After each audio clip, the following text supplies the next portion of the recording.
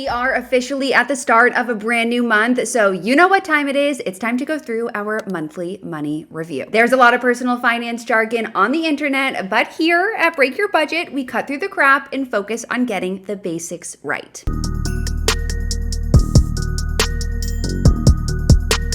July was quite the month for me. It was definitely one of my spendiest, if not the spendiest month of the year. I did so much during the month of July. I traveled home to Cape Cod. I turned 30. I went out pretty much every single weekend. I did some shopping. I took tennis lessons. I took golf lessons. I signed up for Pilates. I had quite the month. And it was so much fun, and my spending reflects that. I think this month's budget review is going to be a really great example of how your spending can fluctuate month to month, and specifically more seasonally. If you've watched some of my prior videos, I mentioned how usually in like the winter time, I don't spend as much money, and in the summertime, my spending goes up. This is a classic example of that. So I'm excited to show you in real life how spending money really does fluctuate. And ultimately, I spent a little bit more this month, and that's okay, because we are going to realign and readjust so I can still hit my targets for the end of the year. Anyways, if this is your first time joining us for our monthly budget review, here is what you can expect. The first step is to update all of your numbers. So in an effort to keep this video more concise, I've already done this, but I'm gonna walk you through the process of exactly what I did and what you need to do too. Then we're gonna take a few minutes to self-reflect. What I like to do is go through my spending for the month and really analyze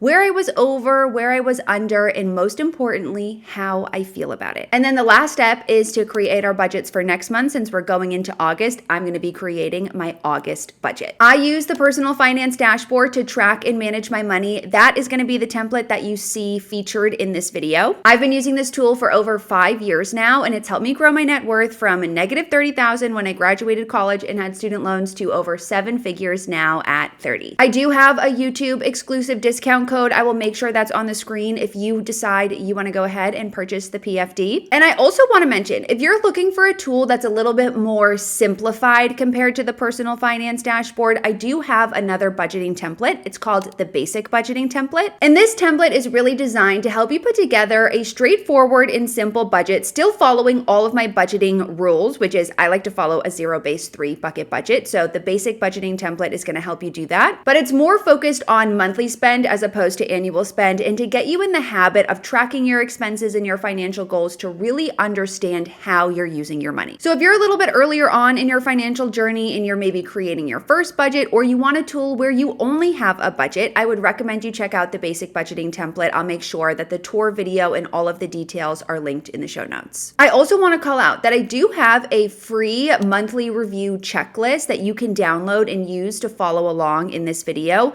I like to pull up my monthly review checklist every single month so that I don't forget to do some of these steps. Okay, so now pull up your drink of choice. I am drinking a coffee with beans from Cafe Lux, of course, and let's get right into it. So the first step of this process is to update all of your numbers, which includes your income, expenses, savings transfers, investments, debt payments if you have them, and your net worth. I do this by splitting my screen with my PFD on one side, and then I'll cycle through my credit cards on the other side and log each expense. Once I'm done with my expenses, I'll move on to making any savings and investment transfers. Usually I need to run my 401k contributions, and depending on the month, I'll take a distribution from my business. This was a month where I was able to do that, so yay. I made that distribution and I invested it into my brokerage account. Once I've gone through all my transfers, the next step is to update my net worth. This is my favorite part of the process, but also the most tedious because I need to log into all of my different accounts. But I really love seeing my net worth grow month over month, and it's the most motivating part of the process for me. I definitely only recommend updating your net worth once a month because there are so many fluctuations with the markets and moving money around that it's not worth really looking at it too frequently. There are 2 more final things that I like to do as part of this updating my numbers process. First is I always like to pay my rent. So I actually just got a Bilt card. So I went through the process to authorize that payment. I'm really excited to see how many points I accumulate with Bilt by the end of the year because I've only had it for a month and I feel like I've already gotten so many points. And then I also like to pay off my credit cards so I can start a new month with a fresh, clean slate. Usually, this entire part of the process takes me about 15 minutes. It will definitely take you a little bit longer if you don't track your expenses weekly. But I cannot emphasize enough how good it feels. It feels so good to tie everything up from the month and get super organized and go into a new month feeling like you have your finances all neat and clean and you know exactly where you stand and you know exactly what your plan is going forward. So make sure you pause this video so that you can actually go through this process and then come back and we will move into step 2 where I run through my self-reflection. Okay, so now we are going to move into part 2, which is where I'm going to run through my self-reflection for how I spend and how I feel about everything in July. So I'm pretty sure if you were to go back and watch my spending review from June, I think I said that July was going to be a low spend month for me and I wasn't going to do any shopping. And that just didn't happen for a handful of reasons. One, I did do a little bit of emotional shopping, which I will elaborate on when we get to that line. But the other layer of it is I just had stuff come up this month. Okay. Like I had a couple of flights that I had to book. I had a lot of miscellaneous things come up. I had to re-up some of my, monthly or annual things. So I had to rebuy some Pilates classes. I signed up for another month of tennis lessons. It was just one of those months where it's like, oh, a couple of these things are happening. And I'm also doing some shopping. And oh, by the way, I had to book 2 flights. So it just sort of began to snowball and it's totally okay. Because obviously, like I have the money planned, I'm not spending outside of my means. It was just a higher spend month than I anticipated. And honestly, I think my highest spend month of the year. So we'll see if it stays that way. I hope it does because I don't want to have another month where I spend this much just on all the things that I was buying. So we'll kick things off here with the spending for my essential expenses. I think that this is pretty standard. The only area where I was over was in my grocery budget. And I think the reason why I was over here is because I had a friend in town and she stayed with me for a few days. So I bought some different things. I went to Whole Foods and bought some special stuff outside of my usual purchases. And I was over a little bit. I'm not unhappy with this number, but I want to call it out since I'm over. Moving down into my non-essential expenses, this is where things got a little bit funky. So restaurants going out, this was actually the first month of the year where I went out to dinner or had some sort of going out plans every weekend of the month. I know that maybe if you're watching this, that might not be a lot for you, but for me, especially moving into a new city, I do finally feel like I'm hitting my stride socially here in Chicago. And a lot of these plans, I was invited to, they weren't plans that I, coordinated on my own. So that feels really good. And I'm just trying to say yes to activities and say yes to going out and joining dinners. And, if I'm invited to go out or do something, I'm going to go and I'm not letting money really stop me from doing that. Because I know in the summertime, people are going out more and I want to participate in that. Well, those plans exist. I definitely don't spend a lot of money on restaurants going out, I think in general, but also all throughout the year. I really haven't been spending a lot of money on that. So it was fun to get dressed up and go out to dinner. And I don't feel like this number is unreasonable at all. Moving down into shopping clothes. So this was a big month for me. I'm obviously way over. So a couple of key things here. I have everything listed out here on my iPad so that I don't forget. I think the big preface with shopping clothes is at the beginning of the month, because a lot of this was emotional shopping in that I acted when I was feeling a little bit down, but I didn't buy anything that I feel is unreasonable or unnecessary. So those are 2 wins in and of themselves, or a loss and a win, and to me they even out. So when it comes to shopping at the beginning of the month, I don't really have a good amount of summer clothes, summer tops. And like I mentioned, I was doing a lot of social activities and I was having a hard time getting dressed with clothes that I felt confident in the summertime when it's really hot. And so at the beginning of the month, I had a little bit of a breakdown because I didn't like any of the clothes that I had for evenings going out in the summertime. And I'm like, I'm 30, right? Like, why don't I have a couple of going out tops and things that I can grab and wear that I love? This feels wrong to me. So I went and I purchased a couple of tops. I got a top from COS, I got a top from Aritzia, and I feel like those two tops are enough to buy me through August. And I don't really want to spend any more money on like summer tops. The other layer of this, there was two other things, well, actually a couple other things that I got. So when I was having this little bit of a mental breakdown, I went into Madewell because I was looking for just like some summer flowy tops. And I picked a few out and I was like, oh, let me just grab a pair of jeans to try on with these tops so I can get the whole look. What ended up happening is I didn't end up buying either of the tops that I tried on in Madewell. I bought tops from other places, like I mentioned. And I ended up purchasing the jeans because I put the jeans on and I was like, why are these the most perfect jeans I ever put on my body in my life? So they were the barrel jeans from Madewell. I'll try to like put a photo on this screen that I took in the dressing room. And, if you're interested, I'll make sure a link is in the show notes, whatever. But I really am obsessed with those. And then I also had been eyeing or like wanting a pair of flats for like summer day shoes that aren't sneakers, but also cover my toes. And I ended up getting a pair from Madewell also that I think are going to be great for summer going into fall that I'll, be able to wear for a couple of seasons. So really excited about that. The other purchases that I made, I'm actually wearing it right now. I got a new Aritzia sweatsuit. The reason why I treated myself to this is also twofold. So first being, I am like Aritzia sweatsuit's biggest fan, okay? A couple years ago, I think 2022 going into 2023, I bought two of them. I bought a gray one and I bought a black one. And then I loved those so much that I also ended up buying a white one.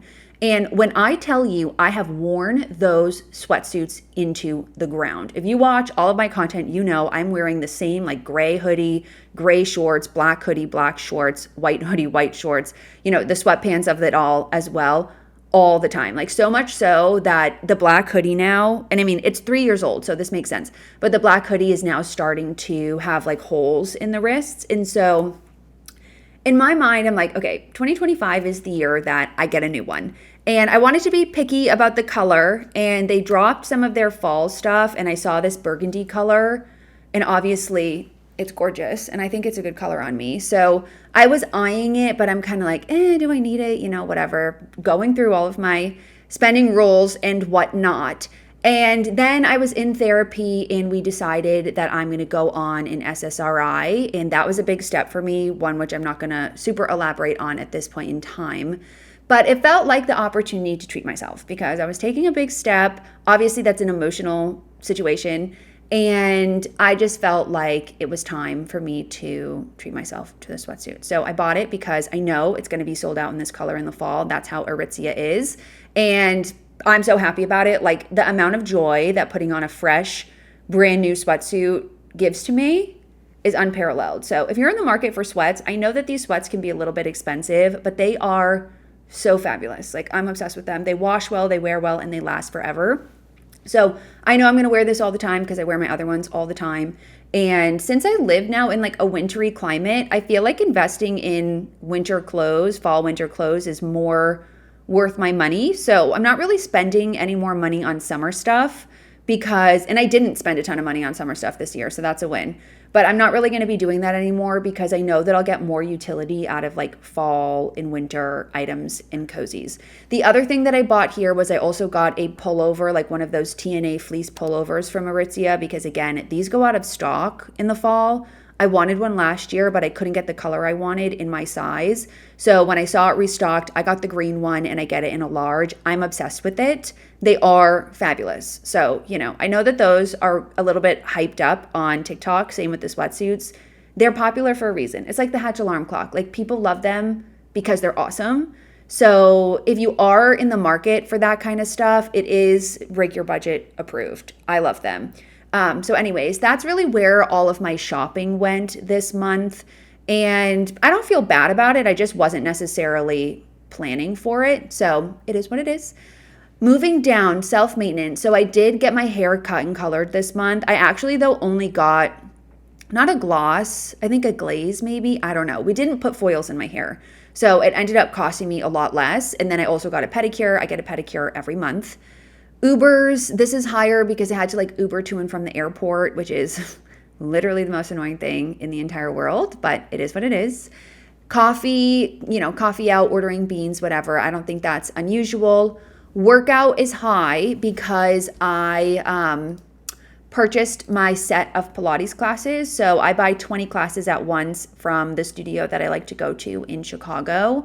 And I needed to rebuy these, so I bought them at the beginning of July. It was $520 for 20 classes, and I have been going once a week because I am doing 1 day a week where I'm going to Pilates, and then the other days for strength training, I'm doing form workouts by Sammy Clark. I talked about this on my podcast if you want to learn more. It's in the episode about like how I'm changing my life over the next 6 months. I think it's episode 119 or 120, I can't remember. Travel home is the next one here. So what I ended up doing this month, and only one of these was unplanned. So I have to go home in September and October for a wedding in Maine and also a bachelorette weekend.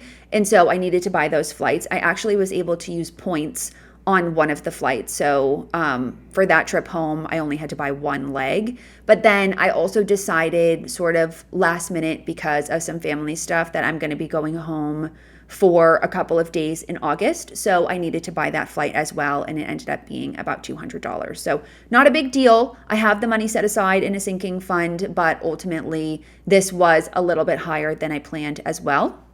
Moving down here to gifts, it's actually my dad's birthday this weekend in the beginning of August. So my sister and I split a gift for him. So, I should have planned for that and I just didn't. So it is what it is, but that was about $80. For activities, this is a golf lesson that I signed up for. So I took a golf lesson with a few of my friends at the beginning of the month, and it was so much fun. It was $75. So, it's a little expensive, but it was really fun. And we've been going to the driving range, and I'm having a lot of fun doing that. And then I also signed up for tennis lessons again this month in August. I think this is going to be my last month of tennis lessons for a little bit because in September I'm doing some traveling, so I'm not going to be really here to take them or like to show up for all the classes. So I may reconvene those in October, but I'm going to take a month off. And then miscellaneous, this was another one that was like a little bit annoying. So I ended up buying a Fitbit, which I guess it didn't really fit in shopping clothes or shopping beauty, so I put it in miscellaneous because again, I'm on a little bit of a fitness journey. I talk about that in that podcast episode I just mentioned. And then I also had to get my tennis racket restrung. So like that was $50. I got this beautiful photo that my mom took. And I needed to have somebody come properly hang it because I didn't want to, hang it incorrectly. And so I hired a TaskRabbit for that. And it was $70, which is a sham. So, whatever, it is what it is because again, I didn't want to ruin the wall, but it looks amazing. I'm so happy. I feel like it adds a lot to the background. And yeah, so like those kinds of things sort of all just came up this month. But obviously the big driver here for being over budget is my shopping, because if I wasn't spending that much money on shopping, I would have been a lot closer to where I had originally planned to land. So all of that to say, this was a spendy month. My total spend was $6,471. So I'm in total about $1,000 over what I had originally planned. Life goes on. I was still able to take a distribution from my business this month and reach all of my savings and investment goals. So it's okay. It's just a matter of how am I going to realign going into August. Before we move on into creating our budget for August, I do also want to just show you a quick snapshot of my July in review. So as you can see here, I still was able to make, more than 50% of my total outflow for the month towards my investments. The big driver here is the money that I put into my brokerage account because I was able to take a distribution from my business. So when you're looking at your review, this pie chart is really helpful because it shows you like the percentage breakdown of how much money is going towards like essential expenses, different investment savings, non-essentials, whatever.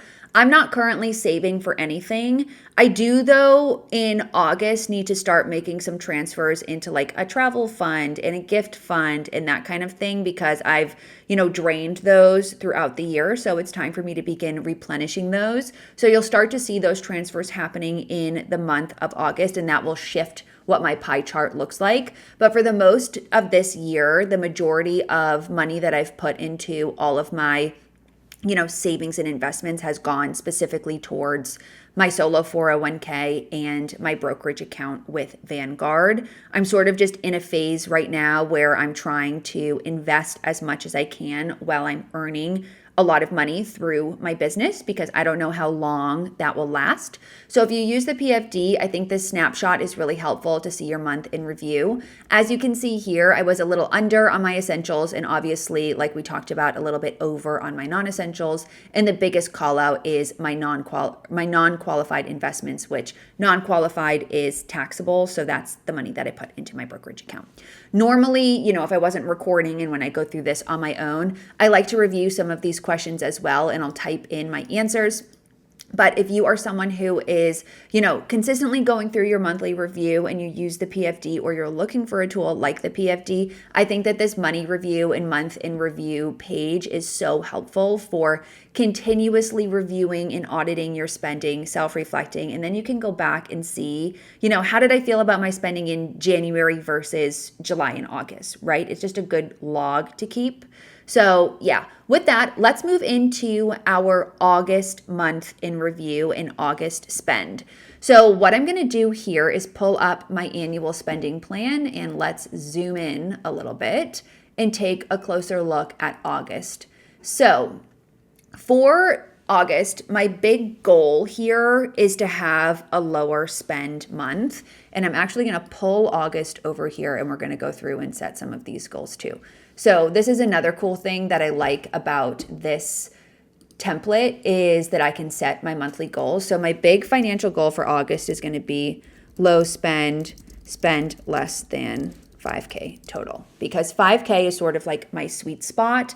July, I was significantly over that. In months prior this year, I was also significantly under that. So, when I think about how I plan out my finances, I know some months are going to be higher, some months are going to be lower. I actually know that September is going to be a pretty high month for me, and July was a high month for me. So August, I'd really like to reel it in where I can. So that's going to be my biggest financial goal. I'm not going to set any shopping goals. I think the big thing I'm going to focus on is just low spend in total and enjoying my time when I go home, spending time with my family. So let's go into my annual spending plan here and make adjustments.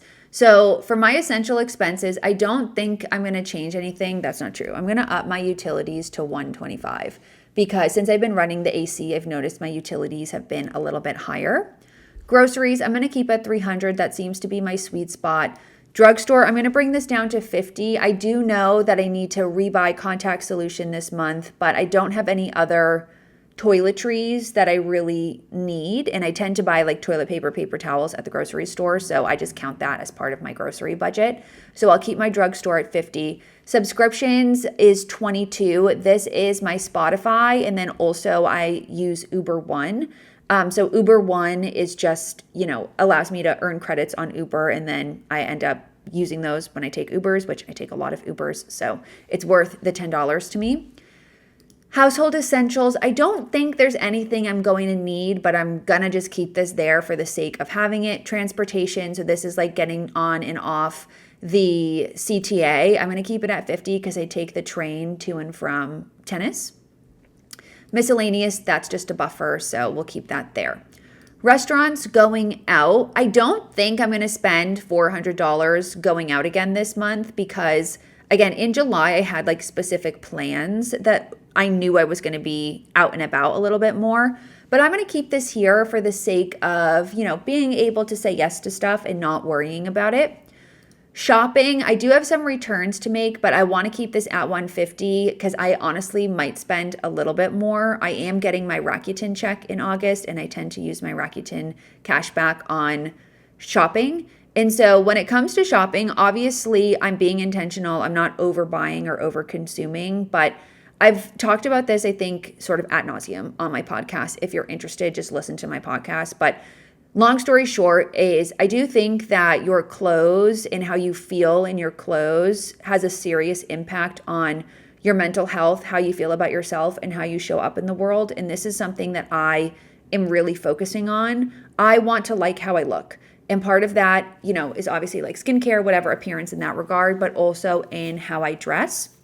And I'm no longer willing to not like how I look because I don't like my clothes. So if there's something that I need, I'm not going to stop myself from buying it. I am obviously going to continue to be intentional, but I feel really strongly about making sure I like my clothes. So I'm going to keep it at 150, but I may spend more. We'll reconvene in September. Beauty, I don't need anything. I have plenty of makeup. I have plenty of skincare. I don't need to re-up on anything in August. Self-maintenance. So August is just a pedicure month, so I can actually bring this down to 40. September, though, is going to be a big month for that because I am going to be getting a keratin treatment. I'm also going to get my hair colored, and obviously, I'm going to get a pedicure. So I know I'm going to spend a lot of money on self-maintenance in September. Ubers, I upped this to 150. I don't think I'll spend that, but I do have to go to and from the airport this month, and that tends to be like $40 or $50. So I honestly probably will. So I'm going to be making sure that I use up my Uber One credits, and then I also get a credit with my Amex card. Coffee, 75, no biggie. Workout, I don't have to rebuy any classes or anything this month, so it's just going to be Sammy Clark form. Activities, I'm holding 100 there in case I want to do another golf lesson or something, but I honestly don't think I'm going to. I might just be going to the driving range here or there, which is not going to cost me $100, but we're going to keep it there just so I have the room.